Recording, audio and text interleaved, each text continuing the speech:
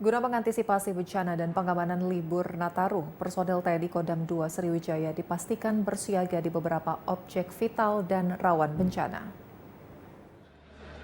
Dalam pengamanan libur tahun baru akan disiagakan personil TNI dan Polri, selain mengantisipasi adanya gangguan keamanan di beberapa titik objek vital seperti bandara, pelabuhan, dan terminal.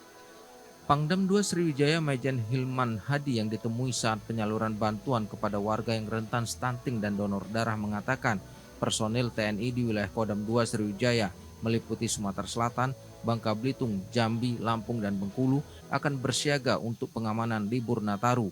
Selain itu, antisipasi rawan bencana di beberapa titik wilayah juga dilakukan oleh personil TNI. Ini menjadi penekanan juga dari pimpinan bahwa kita selain pengamanan dalam rangka Natal dan Tahun Baru, kita juga harus mengantisipasi beberapa bencana. Kalau di Sumatera Selatan ini terutama kita melihat aktivitas Gunung Merapi, kemudian kalau wilayah Lampung kita lihat saat ini ada beberapa kemungkinan tanah longsor dan banjir termasuk di Palembang. Dan kita sudah siaga, kita pernah melakukan pelatihan-pelatihan kesiapsiagaan dalam rangka mengantisipasi bencana. Pangdam 2 Sriwijaya juga menambahkan bantuan kepada warga yang rentan akan stunting dan miskin dapat dilakukan oleh prajurit TNI agar tidak ada warga Indonesia yang mengalami kelaparan.